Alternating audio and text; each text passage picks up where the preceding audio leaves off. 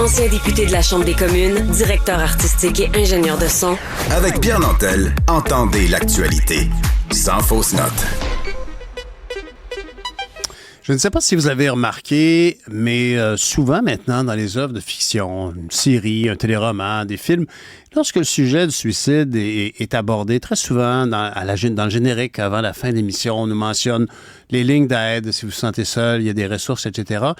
On en parle plus, mais est-ce qu'on en parle assez et au bon moment? On va en discuter avec le PDG, le président directeur général de l'Association québécoise de prévention du suicide, M. Hugo Fournier. Bonjour, M. Fournier.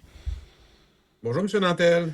Est-ce que vous constatez comme moi quand même une forme de détabouisation, si on peut utiliser ce terme? On en parle plus qu'avant quand même de ces idées noires qui peuvent attaquer les gens. Oui, puis j'ai le goût de dire, il y a une grande évolution depuis les 10, 15, 20 dernières années sur, je dirais, l'aisance d'être capable d'aborder clairement le mot suicide avec des gens qu'on pense qu'ils ne vont pas bien, qu'ils ne s'en sentent pas bien, mais il reste beaucoup de travail à faire quand même parce qu'on l'entend, on le voit. Il y a toujours une espèce de petit malaise lorsque vient le temps de demander la fameuse question, est-ce que tout ce que tu vis t'amène à penser au suicide? Il reste encore beaucoup de travail à faire. Est-ce que c'est pas une question taboue dans la mesure où on a un peu... C'est quand même évoqué une grande... Si je pose la question à quelqu'un, est-ce que tu as des idées noires, voulant dire, est-ce que tu as des idées suicidaires? Et d'ailleurs, j'ai remarqué, moi, dans les œuvres de fiction récemment, j'ai entendu souvent la question articulée comme ça, as-tu des idées suicidaires? C'est encore plus frontal que as-tu des idées noires? Mais poser cette question-là, c'est un peu présumer d'une certaine vulnérabilité de la personne devant nous. Est-ce que c'est pas ça un peu qui nous rend mal à l'aise? Bien, je pense qu'il y a un certain malaise relativement à on veut pas, peut-être qu'il y a des espèces de croyances qu'on veut pas mettre la personne dans un état de malaise parce qu'on suspecte quelqu'un de souffrir ou de vivre un moment difficile, mais bien au contraire, il faut le nommer. Il faut l'enrober quand même. Tu sais, par exemple, avec tout ce que tu vis, tout ce que tu as sur les épaules, tout ce que tu as passé au travers, est-ce que ça t'amène à penser au suicide? Et en l'enrobant et en posant directement la question, contrairement à ce qu'on pense souvent des croyances que la personne peut aller faire une tentative ou ça peut déclencher un acte suicidaire, au contraire, ça va enlever le malaise, ça va enlever l'espèce d'ambiguïté et ça va créer un lien avec la personne. En tout cas, du moins, la personne qui pense au suicide va généralement le dire. Pas le danger, mais le malaise est beaucoup plus pour la personne qui est impliquée émotivement et qui reçoit la réponse. Elle peut aussi avoir recours à un support pour l'aider à faire face à tout ça et orienter la personne qui pense au suicide vers les bonnes ressources. Parce que souvent, on dit, une personne qui pense au suicide, il y a une panoplie de ressources, peut consulter, mais souvent, les proches de la personne, la famille, les gens en relation, eux aussi, ils ont des services et ils peuvent se faire outiller. C'est super important de le mentionner, ça aussi. Vous voulez dire ici que, par exemple, si moi, je me sens désarmé, je ne sais pas trop comment aborder le sujet avec une personne que j'aime autour de moi, je peux me renseigner d'avance sur comment aborder ce sujet-là? Absolument. Par exemple, moi, je ne sais pas trop.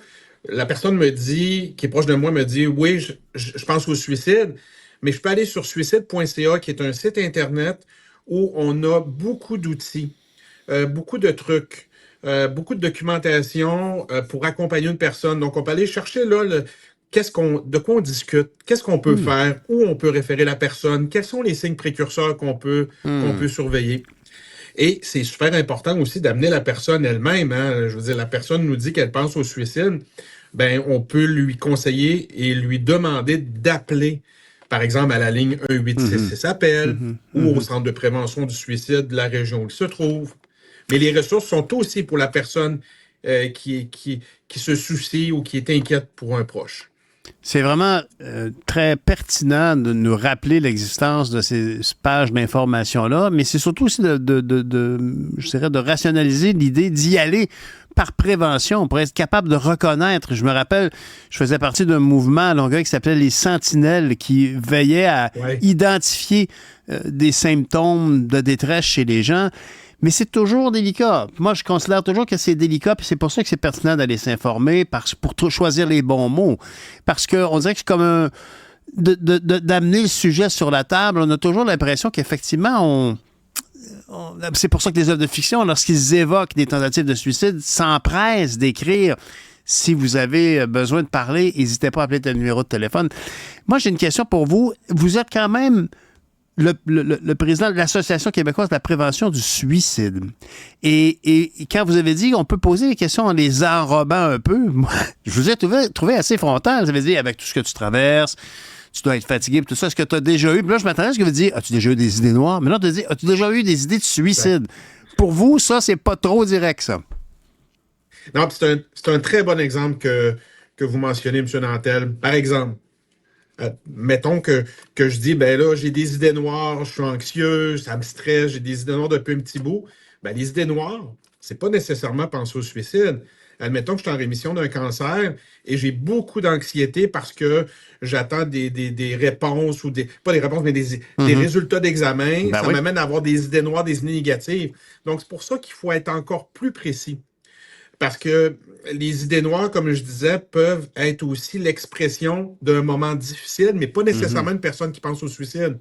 À ce moment-là, si quelqu'un vous dit ou nous dit « Ah, j'ai des idées noires », on peut simplement reformuler en disant « Ouais, c'est pas facile, hein, tu sembles pas bien aller. Est-ce que avec tout ça, tu as des idées suicidaires? » Et si la personne n'en a pas, mais que c'est vraiment une anxiété, par exemple, elle attend un résultat d'examen, elle va vous le dire. Mais elle va vous le dire aussi si elle pense au suicide.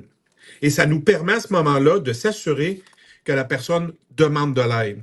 Et d'affronter aussi l'espèce de mythe que demander de l'aide, c'est pour les faibles. Non, c'est des gens qui sont... C'est fort demander de l'aide. C'est un geste, c'est un geste de force. Et aussi d'amener les gens à dire... Ben, il y en a de l'aide aussi, là. Il y a plein de façons d'avoir de l'aide. La première ligne, là, c'est-à-dire les lignes de prévention du suicide, comme on a un 866, les centres de prévention du suicide, ils offrent de l'aide de première ligne. Monsieur Fournier, en terminant, on dit souvent que le suicide est une solution définitive à un problème temporaire. Est-ce que cette notion de vouloir prévenir ces gestes dramatiques-là, c'est aussi pour toute notre société un intérêt général d'éviter cette détresse-là et ses conséquences? C'est pas le lot de tous de s'en soucier? Oui. Puis j'ai le goût de dire deux choses là-dessus. C'est que le suicide, hein, il touche pas juste une particularité de la population, un profil de population, il peut toucher tout le monde. Parce que le suicide, c'est l'absence d'espoir, c'est le désespoir. C'est pas, on sait que c'est passager, c'est pas une solution, mais c'est l'absence de désespoir, puis il faut donner espoir à la personne en lui disant « Viens, je vais t'aider » ou « Il y a de l'aide pour toi ». Bien, on entend vos conseils, M. Fournier. Merci beaucoup de ce que vous faites. Vous ne travaillez pas dans un domaine facile, puis on prend bonne note de vos trucs. Et allons voir suicide.ca pour savoir comment aborder le sujet. Hugo Fournier, merci beaucoup. Merci. Hugo Fournier, qui est de l'Association québécoise de prévention du suicide. Merci. Mais voilà, c'est ce qui m'a été dans notre émission. On se reparle demain. Au revoir.